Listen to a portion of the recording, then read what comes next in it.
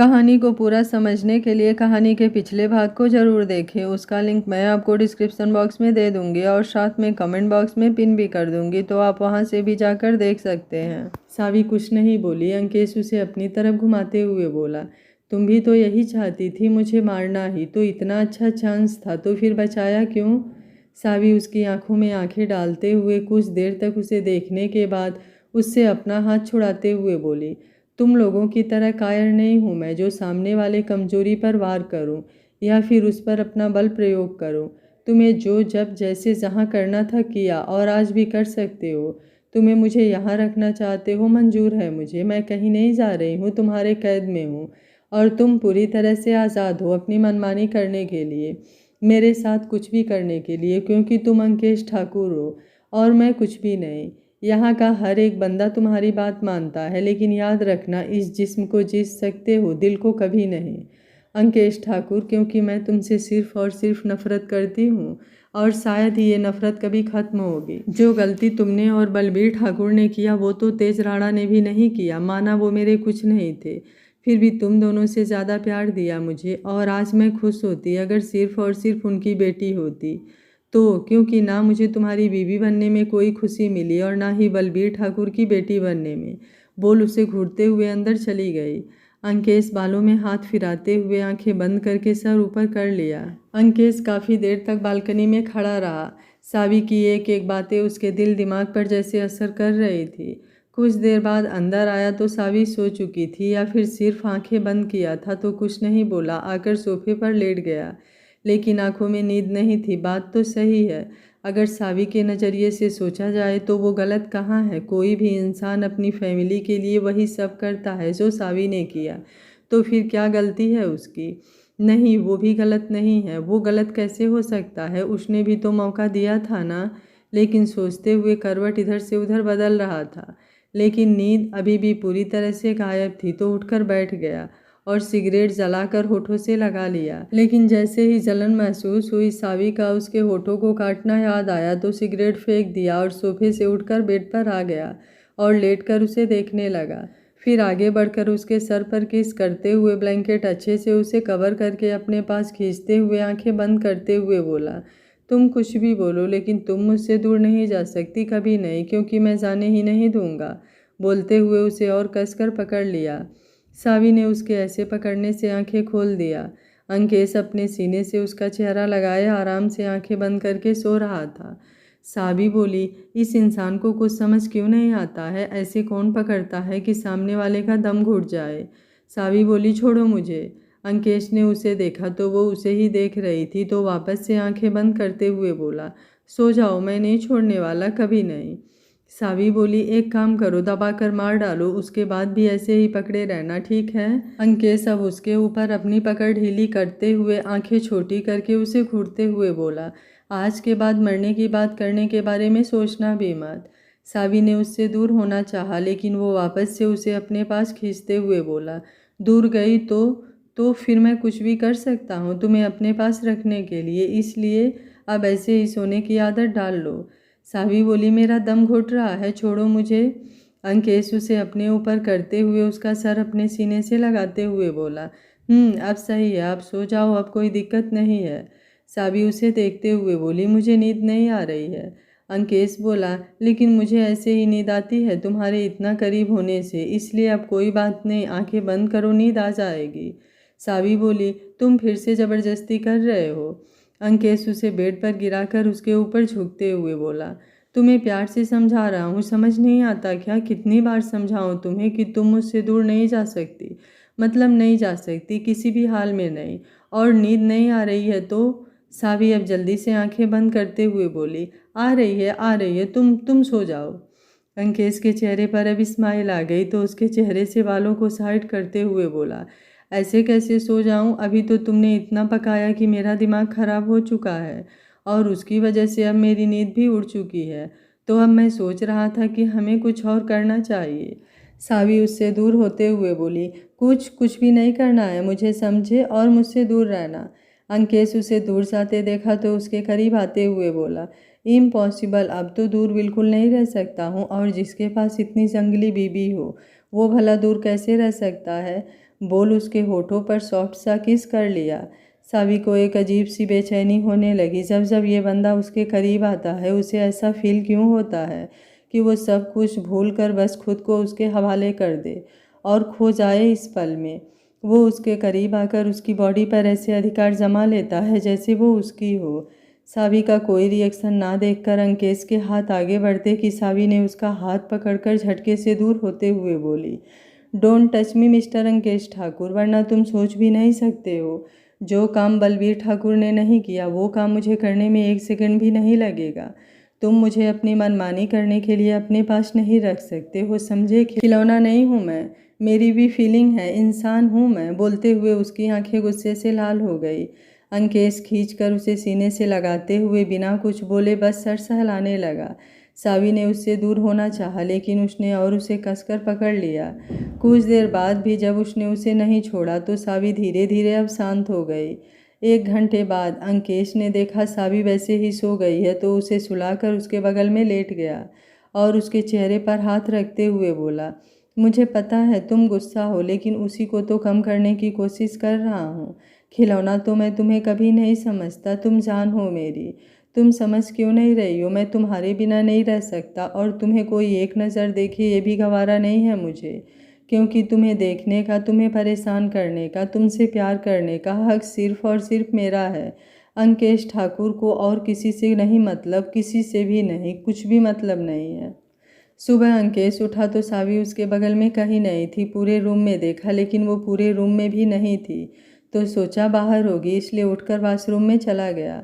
कुछ देर बाद तैयार होकर बाहर आया लेकिन वो बाहर भी कहीं नहीं दिखी तो इधर उधर देखते हुए दादाजी के पास आते हुए बोला, दादू सावी कहाँ है?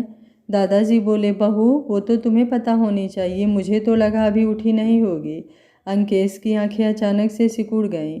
इसका क्या मतलब वो घर में नहीं है तो फिर कहाँ गई और ऐसे कैसे चली गई? फिर मैसी को आवाज़ लगाया तो 2 मिनट में मैसी उनके सामने आते हुए बोला, जी जी सर। अंकेश गुस्से में उसे घूरते हुए बोला, सावी कहाँ है?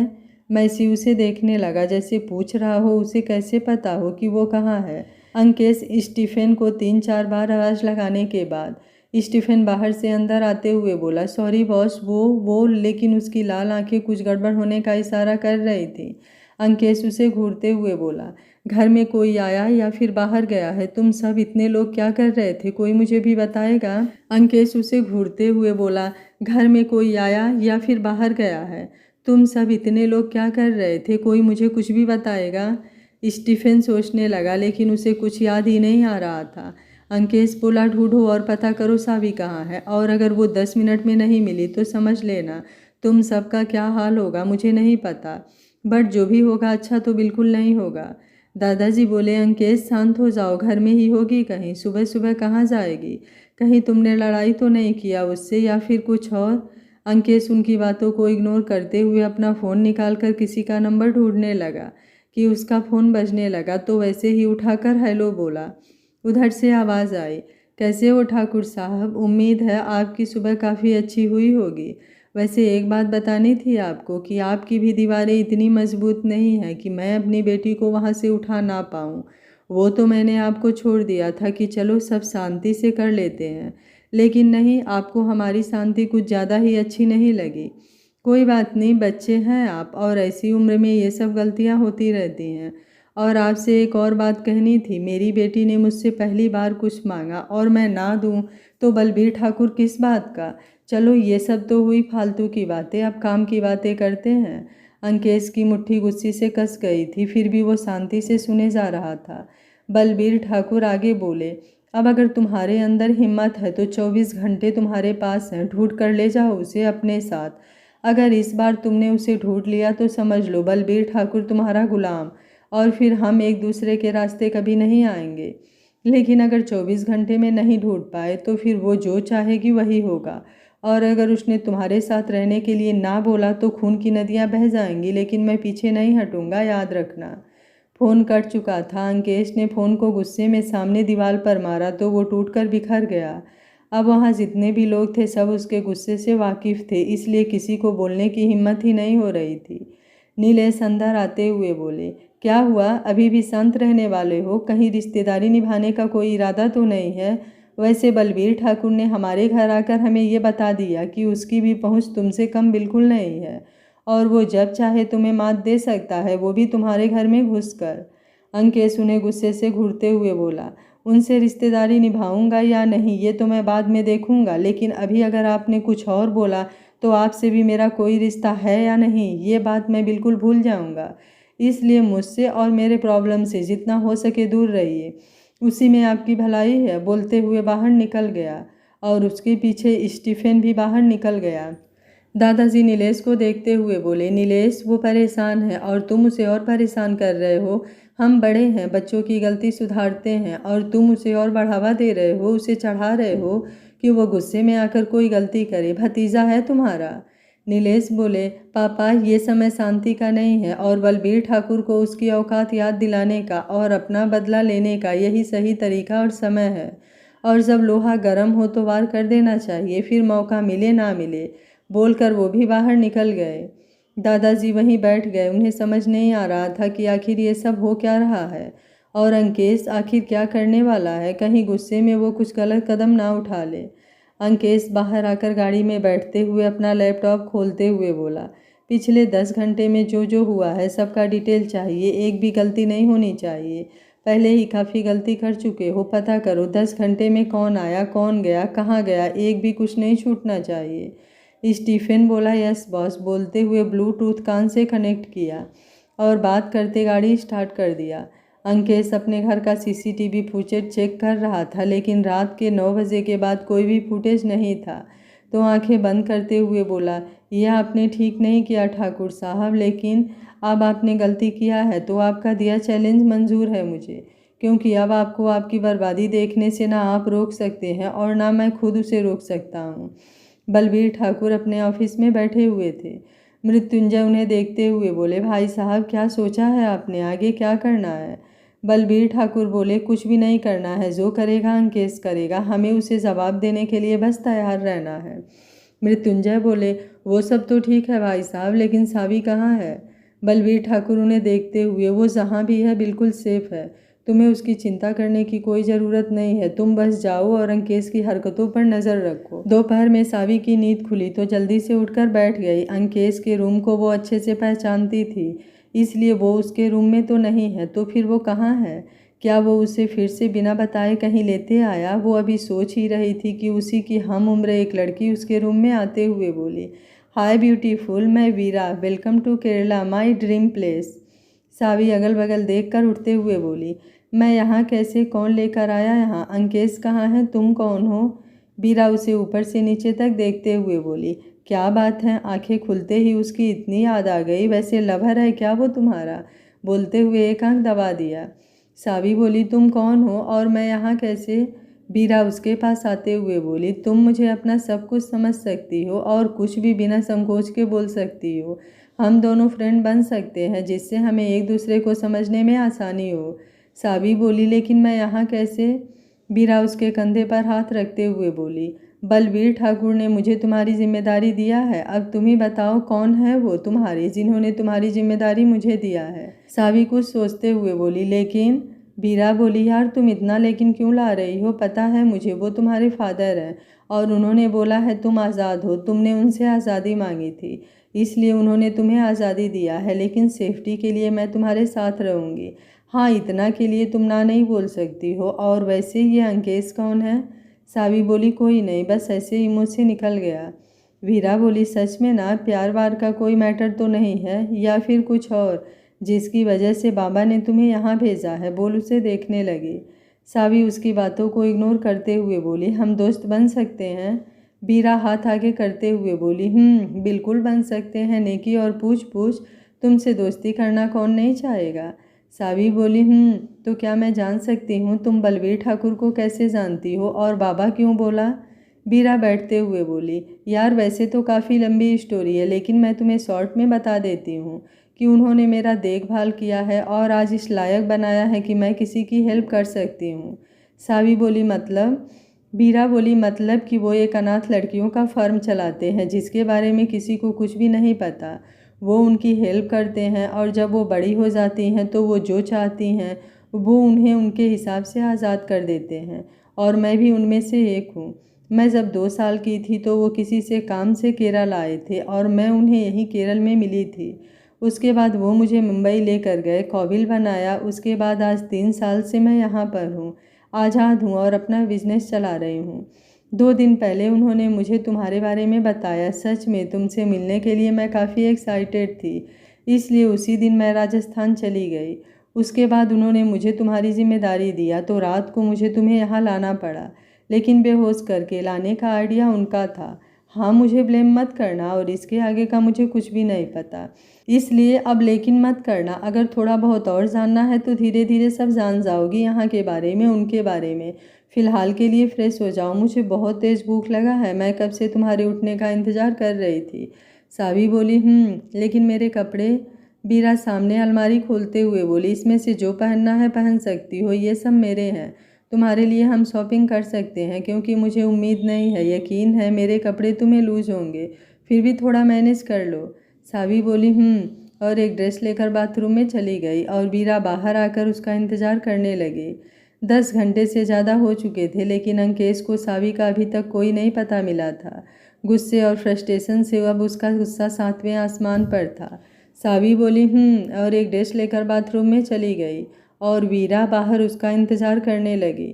10 घंटे से ज़्यादा हो चुके थे, लेकिन अंकेश को सावी का अभी तक कोई पता नहीं मिला था। गुस्से और फ्रस्ट्रेशन से अब उसका गुस्सा 7वें आसमान पर था। अपने तरफ से वो हर कोशिश कर रहा था। बलवीर ठाकुर के एक एक ठिकाने को वो खंगाल चुका था, लेकिन सावी का अभी तक कोई पता नहीं था। इसका मतलब साथ था, वो शहर में क्या पूरे राजस्थान में कहीं नहीं है। अंकेश टेबल पर बॉल घुमाते हुए कुछ सोच रहा था। क्या सोच रहा है? सावी को उससे दूर हुए 10 घंटे हुए थे और उसे ऐसा लग रहा था जैसे उसके पास सब कुछ है ही नहीं। अपने मॉम डैड के बाद पहली बार किसी से इस हद तक वो जुड़ा हुआ महसूस कर रहा था कि उसको कुछ देर ना देखने पर ही उसकी सांसें उखड़ रही थी। जिंदगी रुकती हुई सी लग रही थी, आंखों से आंसुओं की बाढ़ आने को बेताब थी। उसकी धड़कनें इतनी फास्ट सी जैसे उछलकर बाहर ही आ जाएंगी। और अब तक 10 घंटे हो चुके थे, फिर भी उसका कोई पता नहीं था। स्टीफन उसके सामने आते हुए बोला, बॉस। अंकेश ने उसकी तरफ देखा तो वो सर झुकाते हुए बोला, बॉस, बलबीर ठाकुर का कोई आदमी शहर से बाहर नहीं गया है और ना ही उनकी किसी गाड़ी ने हाईवे क्रॉस किया है। अंकेश आंखें बंद करते हुए बोला, बलबीर ठाकुर ने ये सब कुछ काफ़ी बारीकी से प्लान किया है। इसका मतलब है कि उनके प्लान में बाहर का बंदा शामिल है, और वो भी ऐसा जिस पर हम दूर दूर तक शक ना करें। पता करो उनके सीक्रेट ठिकाने के बारे में, कहाँ कहाँ और कितने हैं, वो भी जल्द से जल्द रिपोर्ट चाहिए मुझे। स्टीफन यस बास बोलकर चला गया। अंकेश उठते हुए बोला, आपने ये सही नहीं किया ठाकुर साहब। अगर इस बार मैंने ढूंढ लिया तो फिर आप देखते जाइए। सावी बाथरूम से बाहर निकली। बीरा उसे देखकर सीटी मारते हुए उसके पास आकर बोली, कोई बॉयफ्रेंड? सावी इधर उधर देखते हुए बोली, नहीं, ऐसा कुछ नहीं है। बीरा बोली, वाह, मतलब सिंगल हो अभी तक? लेकिन ऐसा कैसे हो सकता है? चलो कोई नहीं, पहले हम नाश्ता करेंगे, उसके बाद हम शॉपिंग पर चलेंगे। सावी उसके साथ बाहर आ गई। छोटा सा घर था, लेकिन काफ़ी खूबसूरती से सजाया गया था। आंखें बंद करने पर एक सुकून उतर जा रहा था। वीरा कुछ न कुछ बोले जा रही थी और वो उसकी बातों का हाँ ना में जवाब दे रही थी। 10 मिनट बाद एक लड़का जो लगभग उन्हीं के उम्र का था हल्ला मचाते हुए अंदर आया, लेकिन सावी को देखा तो सावलिया निगाहों से वीरा को देखा। वीरा बोली, मीट माय फ्रेंड जॉर्ज सावी। और सावी, ये है मेरा business partner George D'Souza. George बोला, हेलो। सावी बोली, हेलो। जॉर्ज अब वीरा को खींचते हुए दूसरी तरफ ले गया और सावी अपना नाश्ता करने लगी। फिलहाल में वो इन सब में बिल्कुल नहीं पड़ना चाहती थी, बस अब कुछ सुकून चाहती थी कि खुद के बारे में सोच सके। 1 हफ्ते बीत चुके थे। सावी अब काफ़ी हद तक इस माहौल में ढल चुकी थी, लेकिन फिर भी न जाने क्यों कुछ तो कमी थी, जिसकी वजह से सब कुछ होने के बाद भी उसे कुछ खालीपन लग रहा था। वीरा उसे अपने साथ ऑफिस लेकर जाती, शाम को अपने साथ उसे घूमने, साथ में दोनों बातें करती, लेकिन वो भी नोटिस कर रही थी सावी को कुछ तो प्रॉब्लम है, लेकिन उसके बार बार पूछने पर भी वो उसे कुछ नहीं बता रही थी। आज संडे था तो दोनों ने मूवी देखने का प्लान बनाया। शाम को वीरा 2 पॉपकॉर्न, एक उसे और एक खुद लेकर बैठ गई और सामने टीवी ऑन कर दिया। सावी ध्यान से मूवी देख रही थी, वीरा उसे देखते हुए। वैसे एक बात पूछूं? सावी बोली, पूछो। वीरा बोली, सच में तुमने कभी किसी से प्यार नहीं किया? सावी बोली, नहीं। वीरा बोली, जॉर्ज पसंद है तुम्हें? सावी बोली, व्हाट?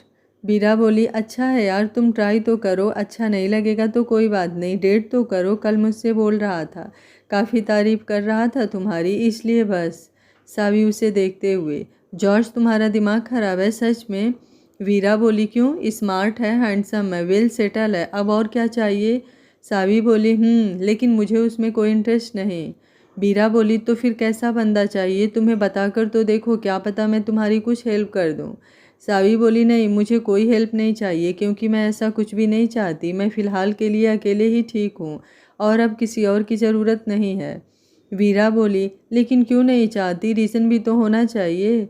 सावी बोली, बस ऐसे ही।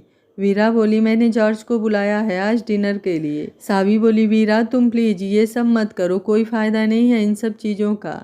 वीरा उसे देखते हुए, रिलैक्स, बस डिनर के लिए बुलाया है।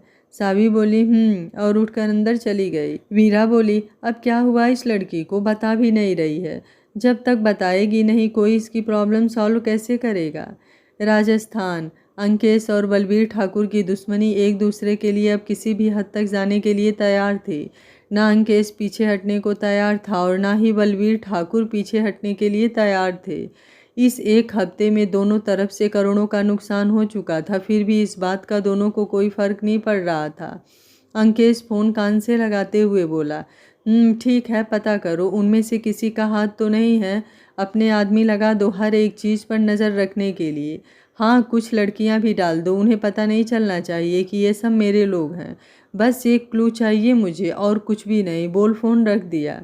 दादाजी उसके पास आते हुए बोले, अंकेश, इस दुश्मनी से क्या फ़ायदा हो रहा है? एक हफ्ते में तुम्हारी 3 फैक्ट्रियां बंद होने वाली हैं। बलबीर के 400 करोड़ का नुकसान किया तुमने। तुम दोनों के नुकसान का फ़ायदा कोई और उठा रहा है, तुम दोनों समझ क्यों नहीं रहे हो? अंकेश बोला, दादू, समझने की बारी उनकी है, मेरी नहीं। अगर उन्हें नहीं समझ आ रहा है तो ये सब ऐसे ही होने वाला है जब तक वो मुझे मेरी बीबी वापस नहीं कर देते हैं। दादाजी उसे देखकर कुछ सोचते हुए बोले, लेकिन बलवीर ने तो कहा कि बहू तुम्हारे साथ नहीं रहना चाहती, इसलिए उन्होंने ऐसा किया। अंकेश ने उन्हें देखा। दादाजी उसके कंधे पर हाथ रखते हुए बोले, बेटा, ज़बरदस्ती किसी को भी ज़्यादा देर तक अपने पास नहीं रख सकते हो अंकेश, और जब तुम दोनों में प्रॉब्लम है तो तलाक ले लो और बंद करो ये सब, और अपनी ज़िद भी। अंकेश गुस्से से बोला, ऐसा कभी नहीं होगा कि हम अलग हो जाएं, वो मुझसे दूर कभी नहीं जा सकती, और अगर ये ज़िद है मेरी तो अब सब मेरी ज़िद देखेंगे, पूरा राजस्थान देखेगा कि अंकेश ठाकुर क्या है, और वो सिर्फ़ और सिर्फ मेरी है। आज नहीं तो कल मैं उसे ढूंढ निकालूंगा, और तब तक क्या पता बलबीर ठाकुर पूरी तरह से बर्बाद हो जाए, और अगर उन्हें मेरे हाथों से बर्बाद होना है तो फिर मुझे भी कोई दिक्कत नहीं है उन्हें बर्बाद करने में, और आप आराम कीजिए, मैं सब संभाल लूँगा, बोलकर वहाँ से निकल गए। इधर सावी रूम में आई, लेकिन पता नहीं क्यों उसे एक अजीब सी बेचैनी हो रही थी।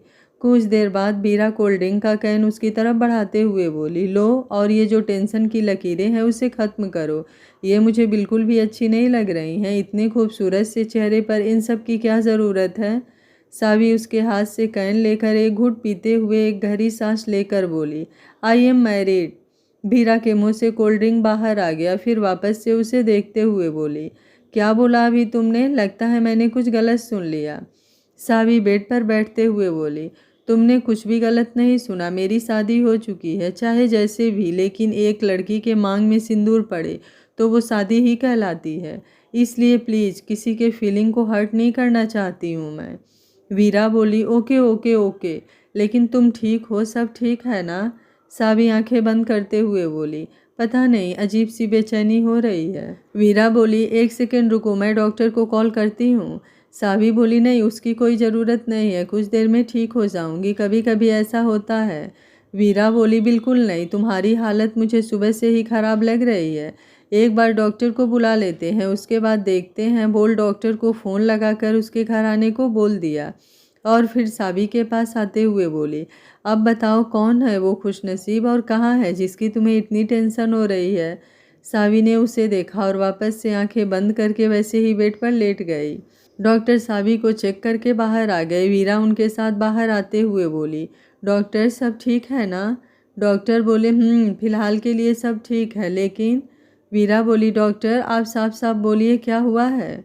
डॉक्टर बोले मैंने कुछ सैंपल लिया, पहले टेस्ट करने के बाद ही कुछ कंफर्म हो सकता है कि आखिर मेन प्रॉब्लम क्या है। वीरा बोली कब तक रिपोर्ट आएगी। डॉक्टर बोले कल तक शायद आ जाए। फिर उसे देखते हुए बोले सी इज़ मैरिड। वीरा उन्हें देखते हुए बोली डॉक्टर बोले इनके हस्बैंड कहाँ हैं। वीरा बोली क्यों। डॉक्टर बोले देखिए ये किसी बात से काफ़ी डिप्रेस्ड हैं, अगर हो सके तो आप इन्हें वहाँ लेकर जाइए जहाँ इनका मूड ठीक हो, या फिर ऐसे लोगों से मिलवाइए जिससे इन सब चीज़ों से इन्हें बाहर निकाला जा सके। और उसका ध्यान रखने को बोलकर चले गए। 1 घंटे बाद वीरा जूस लेकर अंदर आते हुए बोली यार अब तो बता दो कौन है वो जिसने हमारी क्वीन का दिल चुरा लिया है। सावी बैठते हुए बोली मतलब। वीरा बोली मतलब कि आपको किससे मोहब्बत हुई है जो आप उसके ना होने पर इतना बेचैन है। पक्का वो तुम्हारा हस्बैंड होगा। सावी बोली ऐसा कुछ नहीं है, हमारा रिश्ता बस एक बदला था जो उसने अपना लॉस भरने के लिए किया था, और कुछ भी नहीं। वीरा कन्फ्यूज्ड होते हुए बोली मतलब। सावी बोली मतलब कुछ भी नहीं, क्योंकि हमारे रिश्ते में ऐसा कुछ था ही नहीं।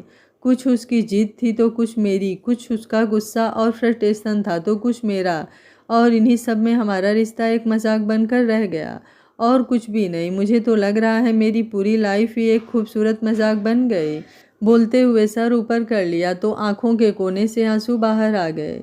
वीरा को समझ नहीं आया क्या बोले, तो उसके कंधे पर हाथ रखते हुए बोली जूस पीकर आराम करो, मैंने जॉर्ज को मना कर दिया है, सब ठीक हो जाएगा।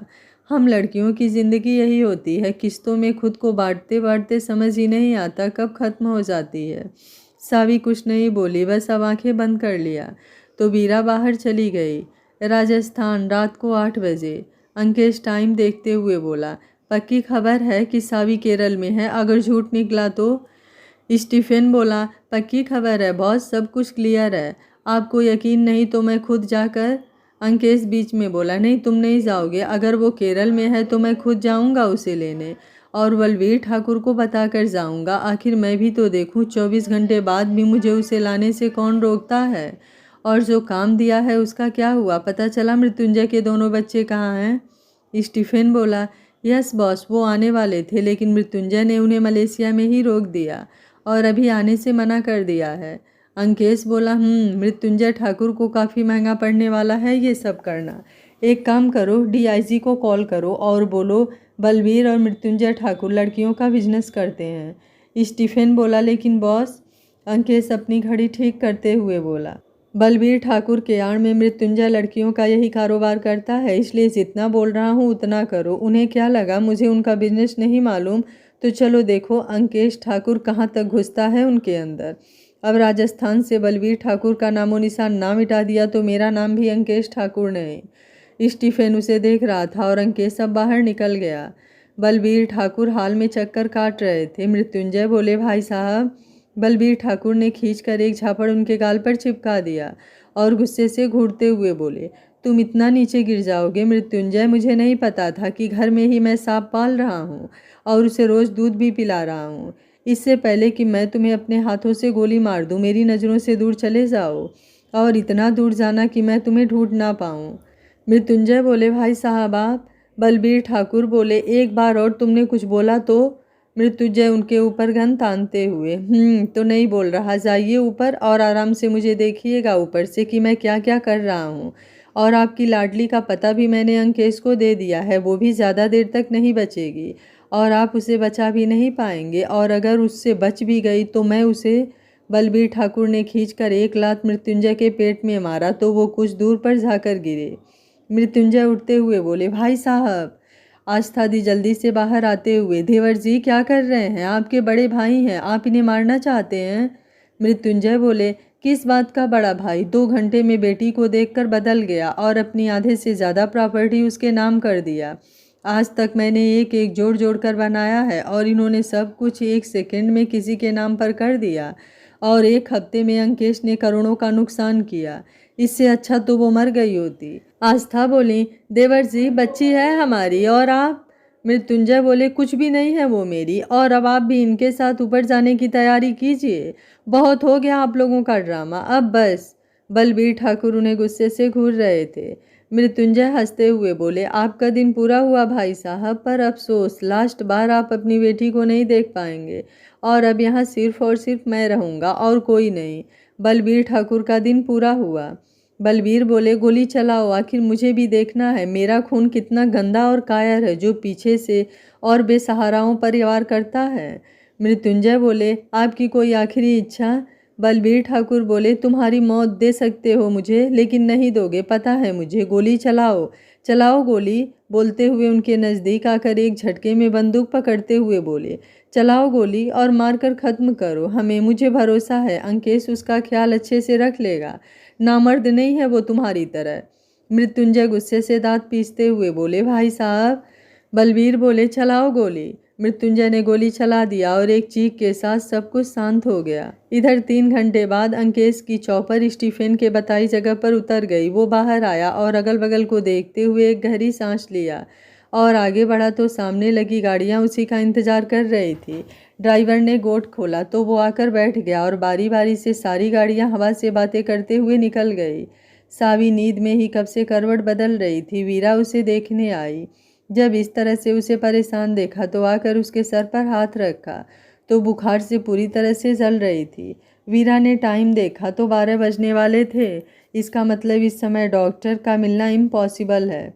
फिर भी कोशिश करने के लिए डॉक्टर को कॉल किया तो दूसरे रिंग में डॉक्टर ने उसका कॉल रिसीव किया। वीरा ने उन्हें बताया तो वो कुछ आयुर्वेदिक दवाओं के नाम बोले जिससे अभी के लिए उसे राहत मिले। वीरा थैंक यू बोलकर किचन में चली गई। 10 मिनट बाद उसका दरवाजे की घंटी बजी तो कुछ सोचते हुए बोली, इतनी रात को कौन आ सकता है? और एक बार जो घंटी बजना शुरू हुई तो लगातार बजे जा रही थी। वीरा झुंझलाते हुए हाथ में पकड़ा हुआ बॉल वहीं टेबल पर पटकते हुए जाकर दरवाज़ा खोला। सामने जॉर्ज दवा लेकर खड़ा था। वीरा बोली, तुम यहाँ क्या कर रहे हो, वो भी इतनी रात को? जॉर्ज आगे बढ़ते हुए बोला, साबी कहाँ है? वीरा बोली, रूम में। लेकिन तुम्हें कैसे पता? बोलते हुए उसके पीछे आई। जॉर्ज बोला, जब तुमने डॉक्टर को कॉल किया था मैं कॉन्फ्रेंस पर था, इसलिए अब जल्दी से बर्फ लाओ, हमें इसे पट्टी करना पड़ेगा नहीं तो प्रॉब्लम हो जाएगी। वीरा बोली, लेकिन मैंने इसके लिए। जॉर्ज बोला, उन दवाइयों का कोई मतलब नहीं है, हम पहले पट्टी करेंगे, फीवर कम होगा तो दवा खिलाएंगे। वीरा बोली, ठीक है। बोलते हुए वापस से किचन में चली गई और बर्फ लाकर उसे पकड़ा दिया। जॉर्ज बैठकर उसके सर पर पट्टी रखने लगा। वीरा उसे देख रही थी, कितनी ध्यान से वो उसकी पट्टी कर रहा था। वीरा बोली, जॉर्ज आई एम सॉरी, लेकिन। जॉर्ज बोला, कोई नहीं, मुझे पता है, तुम टेंशन ना लो, इंसानियत के नाते तो हम एक दूसरे की हेल्प कर सकते हैं ना। वीरा बोली, तुम एक अच्छे इंसान हो, आई थिंक तुम्हारे लिए कोई बहुत स्पेशल होनी चाहिए। जॉर्ज ने उसे देखा तो वो उसे देखते हुए बोली, और वो जल्द मिलेगी तुम्हें? जॉर्ज बोला, हो गया तो मेरी हेल्प करो। वीरा अब उसके पास आकर उसकी हेल्प करने लगी। आधे घंटे बाद साबी को आराम मिला तो अब गहरी नींद में सो गई। वीरा बोली, चलो अब कुछ देर आराम करने देते हैं, तुम हाल में सो सकते हो, मैं हूँ इसके पास। जॉर्ज बोला, नहीं, बुखार है अभी, तुम आराम करो, मैं कुछ देर और पट्टी करता हूँ। वीरा वहीं सोफे पर बैठ गई और जॉर्ज उसकी पट्टी करने लगा। रात को 2 बजे अचानक से उनके दरवाजे की बेल बजने लगी। वीरा और जॉर्ज की नींद लग गई थी। बेल बजने से दोनों उठकर बैठ गए। वीरा बोली, इस समय कौन हो सकता है, वो भी इस तरह? जॉर्ज बोला, मैं देखता हूँ, बोलकर बाहर आ गया और दरवाज़ा खोला कि कुछ लोग जल्दी से बिना कुछ पूछे अंदर आ गए और देखते ही देखते इधर उधर बिखर गए। जॉर्ज बोला, हेलो, कौन है आप लोग और इस तरह से अंदर आने का क्या मतलब है? सामने से अंकेश अंदर आते हुए इधर उधर देखने लगा। वीरा ने सुना तो वो भी अंदर आ गई। सामने अंकेश को देखा तो कुछ देर के लिए उसे ही देखने लगी। अंदर से 2 लोग जल्दी से उसके सामने आते हुए बोले, बॉस। अंकेश अंदर जाने लगा। वीरा बोली, हेलो, तुम अंदर नहीं जा सकते, किसी के घर में ऐसे घुसना ये कहाँ का मैनर है? अंकेश ने अपना गॉगल हटाकर ऊपर से नीचे तक उसे देखने के बाद बिना कुछ बोले आगे बढ़ गया और 2 लोग आकर वीरा को उसके पीछे जाने से रोक दिए। कुछ लोगों ने जॉर्ज को पकड़ा हुआ था जिससे वो भी हिल नहीं पा रहा था। अंकेश अंदर आया और दरवाज़ा बंद कर दिया। साबी सो रही थी। कुछ देर तक उसे देखने के बाद बोला, मेरी नींद, चैन, सुकून सब कुछ छीन कर इतना आराम से सो रही हो, ऐसा कैसे कर सकती हो? बोलते हुए हाथ आगे बढ़ाकर उसके गाल पर रखा और उतनी ही तेज उसके चेहरे की नसें गुस्से से तन गई और आंखें गुस्से से लाल हो चुकी थी। तो जल्दी से दरवाज़ा खोलकर बाहर आया और वीरा और जॉर्ज को घूरते हुए बोला, क्या किया तुम दोनों ने मेरी बीवी के साथ? 2 सेकंड है तुम दोनों के पास, अगर झूठ बोला तो मरोगे, लेकिन इतनी बुरी मौत की सोच भी नहीं सकते हो तुम दोनों, इसलिए जल्दी से बोलो क्या किया तुमने। वीरा जॉर्ज को देखने के बाद अंकेश को देखते हुए बोली, बीबी। अंकेश बोला, ज़्यादा दिमाग नहीं, क्या किया तुमने ये बताओ। वीरा बोली, उसकी हालत के जिम्मेदार तुम हो, हम नहीं, हम तो बस। अंकेश गन उसके सर पर रखते हुए, मरने का शौक नहीं है तो छोड़ने का मुझे भी नहीं है, अगर तुम मुझे नहीं जानती तो बताने का मौका मैं बिल्कुल नहीं देने वाला। जॉर्ज बोला, 1 सेकंड, हमने कुछ नहीं किया है, आपको यकीन नहीं तो डॉक्टर से बात कर लीजिए प्लीज़। अंकेश ने उसकी तरफ देखा। जॉर्ज अपना फ़ोन उसकी तरफ बढ़ाते हुए बोला, हम भी परेशान थे और हम तो बस उसकी हेल्प कर रहे थे और कुछ भी नहीं। अंकेश की आंखें छोटी हो गई और फिर दोनों को एक नज़र देखकर अंदर गया। सावी को लेकर बाहर जाते हुए बोला, अगर मुझे लगा इन सब में तुम दोनों की थोड़ी सी भी कोई गलती है तो याद रखना, अंकेश ठाकुर तुम दोनों का नामो निशान खत्म करने में 1 सेकंड भी नहीं सोचेगा। बोलकर बाहर निकल गया और बाकी सब लोग भी उसके पीछे बाहर निकल गए। अंकेश सावी को लेकर होटल आ गया। डॉक्टर ने आकर उसे चेक किया और इंजेक्शन और कुछ दवाइयाँ देकर कुछ देर में होश आने को बोलकर चले गए। अंकेश रूम में वहीं पर चक्कर काट रहा था, उसे समझ नहीं आ रहा था 1 हफ्ते में उसकी ऐसी हालत क्यों हो गई है, क्या किसी ने उसके साथ कुछ किया? लेकिन डॉक्टर ने तो अभी कुछ भी नहीं बोला, फिर भी उसे सब्र नहीं हो रहा था। शर्ट के ऊपर के 3 बटन खोल चुका था, फिर भी उसकी घबराहट कम नहीं हो रही थी। कुछ देर बाद आकर उसके पास बैठते हुए बोला, क्या ज़रूरत थी यहाँ आने की? देखो तो क्या हाल बना लिया है तुमने अपना, इसलिए मैं नहीं लाना चाहता था तुम्हें इंडिया, पता था मुझे तुम फिर से यहाँ आकर वही सब करोगी। बोलते हुए उसके चेहरे पर हाथ रख दिया। सावी बेहोशी और नींद में ही करवट लेकर उसे पकड़ चुकी थी। अंकेश ने भी उसे अच्छे से पकड़कर आंखें बंद कर लिया। सुबह सावी का फीवर कम हो गया तो नींद खुल गई।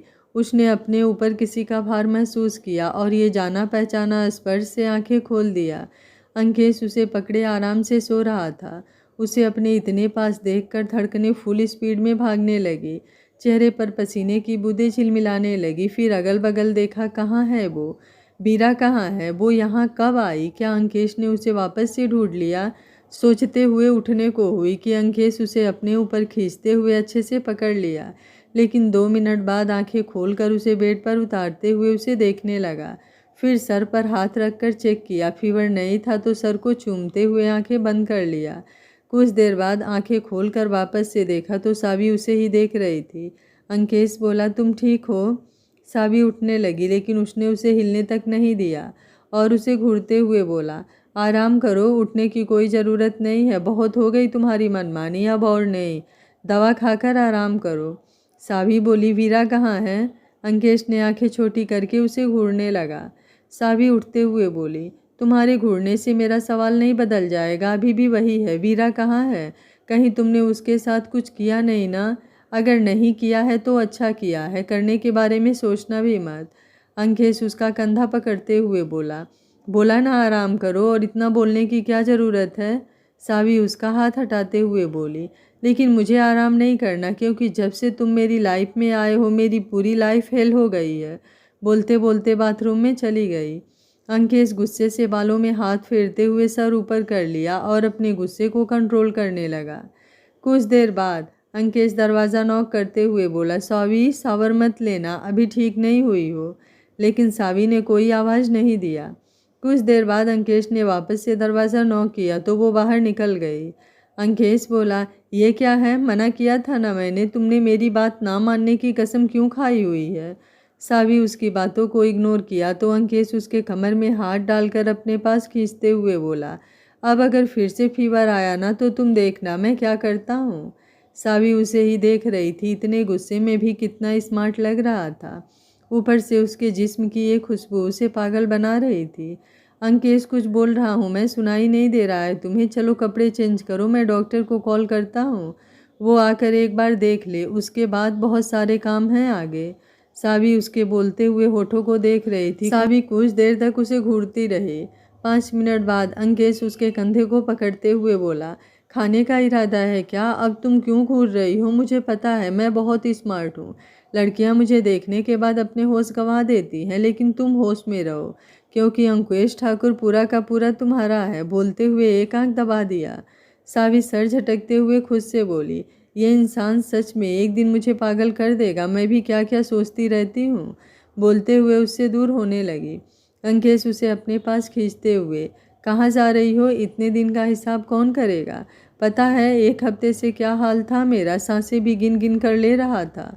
बोलते हुए उसके सर को चूम लिया और चेहरा हाथ में लेते हुए बोला, तुम अभी भी नाराज़ हो, लेकिन तुम्हें कोई गलतफहमी हुई होगी। मैंने ऐसा कुछ भी नहीं किया।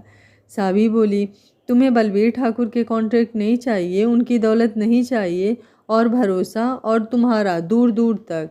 अंकेश उसके होठों पर उंगली रखते हुए बोला, अंकेश ठाकुर के पास इतनी दौलत है कि वो पूरे इंडिया वालों को फ्री में 1 महीने तक खिला सकता है। तुम्हें यकीन नहीं तो बोलो, साइन करके दे दूँ। मुझे किसी की कोई दौलत नहीं चाहिए तुम्हारे सिवा। सावी उसे ही देख रही थी। कुछ देर बाद उसका हाथ हटाते हुए बोली, लेकिन मैं क्यों? अंकेश बोला, पता नहीं, लेकिन तुम्हें मैं किसी के साथ नहीं बांट सकता, चाहे वो बलबीर ठाकुर ही क्यों ना हो। और मैंने तुम्हें पहले ही बोला था, एक बार मेरी हुई तो वापस जाने के सारे रास्ते बंद। जहाँ भी जाओगी सिर्फ और सिर्फ मुझे पाओगी, और अंकेश ठाकुर की जिद पूरी होती है। सावी बोली, मुझे तुम्हारी जिद बनने में कोई इंटरेस्ट नहीं है, छोड़ो, मुझे वीरा से मिलना है। अंकेश उसका हाथ पकड़ते हुए बोला, तुम कहीं नहीं जाओगी। सावी अपना हाथ छुड़ाते हुए बोली, तुम मुझे कैद नहीं कर सकते। अंकेश बोला, मैं कैद नहीं करना चाहता तुम्हें, लेकिन तुम कहीं नहीं जाओगी। अंकेश का फ़ोन बजा तो उठाते हुए बोला, हाँ बोलो। 2 मिनट बात करने के बाद फ़ोन रखते हुए बोला, चलो राजस्थान जाना है।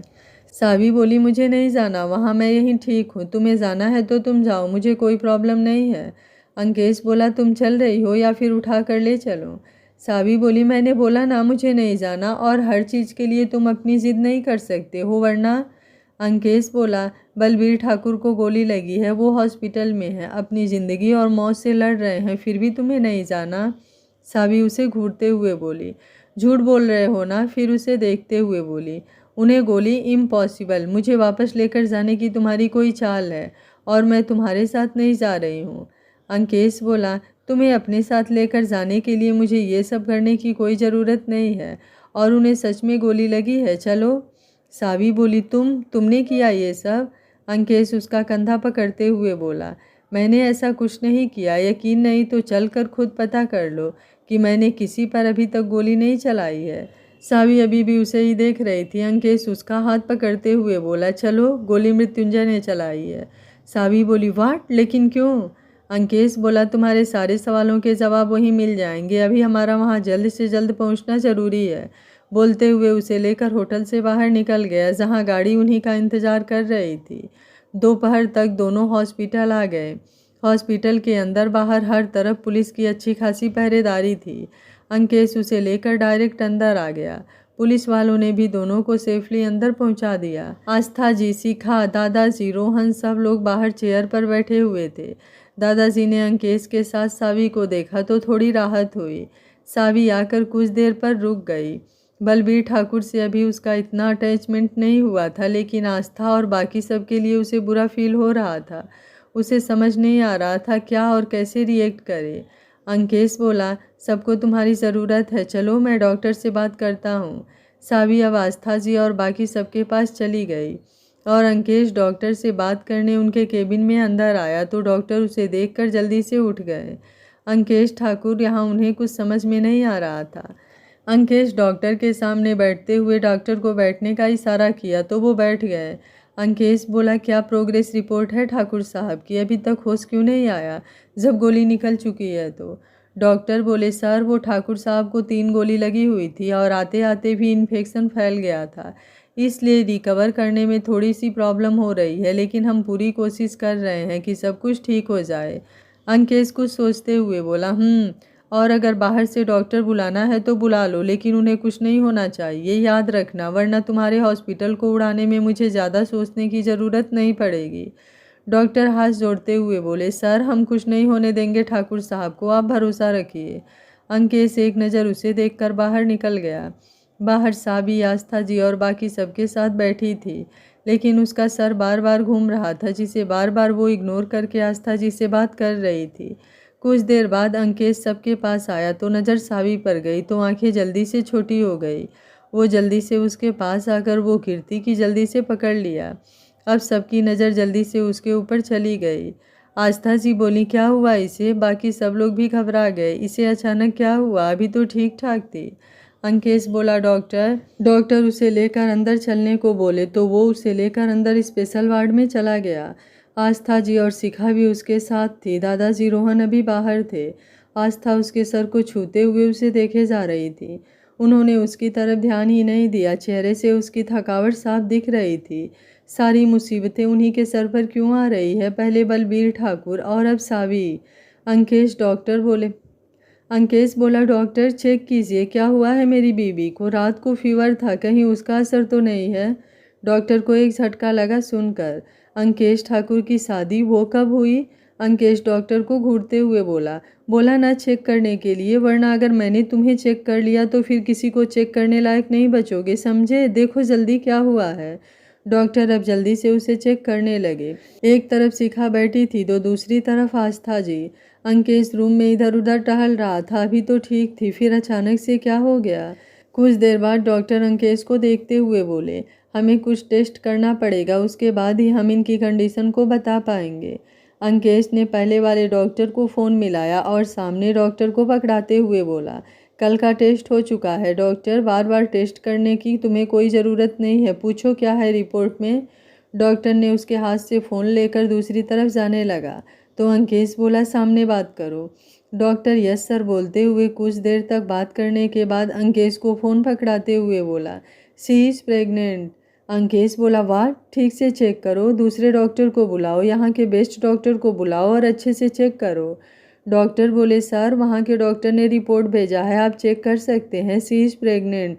और जो मैं बोल रहा हूँ वही दूसरे डॉक्टर भी बोलेंगे। फिर भी आपको यकीन नहीं तो मैं दूसरे डॉक्टर को भेजता हूँ, बोलकर बाहर चला गया। अंकेश को समझ नहीं आ रहा था कैसे रिएक्ट करे। आस्था जी और शिखा ने एक दूसरे को देखा तो दोनों के चेहरे पर थोड़ा सुकून आ गया। चलो कुछ तो अच्छा हुआ। आस्था जी अंकेश के कंधे पर हाथ रखते हुए बोली, क्यों तुम खुश नहीं हो कि भगवान ने तुम दोनों को एक और मौका दिया है अपने रिश्ते में जो भी गलतफहमी है उसे दूर करने का, एक साथ चलने का। अंकेश खुद को शांत करते हुए वहीं सोफे पर बैठ गया। आस्था जी बोली, अंकेश मैं जानती हूँ तुम दोनों का रिश्ता नॉर्मल नहीं है और ठाकुर साहब और सावी की जिद की वजह से इतना सब कुछ हुआ और मैं चाहकर भी नहीं रोक पाई।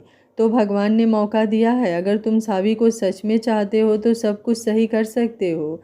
रिश्तों को अपने सामने फलते फूलते और उजड़ते देखा है मैंने। जो ठाकुर साहब अपने भाई पर जान छिड़कते थे, आज वही भाई उन पर गोली चला दिया और न जाने कितने सालों से दुश्मनी पाल कर बैठा हुआ है। जो उनके साथ दुनिया का सबसे बड़ा विश्वासघात किया। इसलिए बोल रही हूँ, दामाद नहीं बेटा समझकर समझा रही हूँ। सावी जिद करेगी लेकिन तुम झुक जाओ, तुम दोनों के अच्छे भविष्य के लिए। ये लड़ाई झगड़े से कुछ नहीं मिलने वाला और तुम्हारे आंखों में सावी के लिए प्यार, परवाह, जुनून सब देखा है मैंने।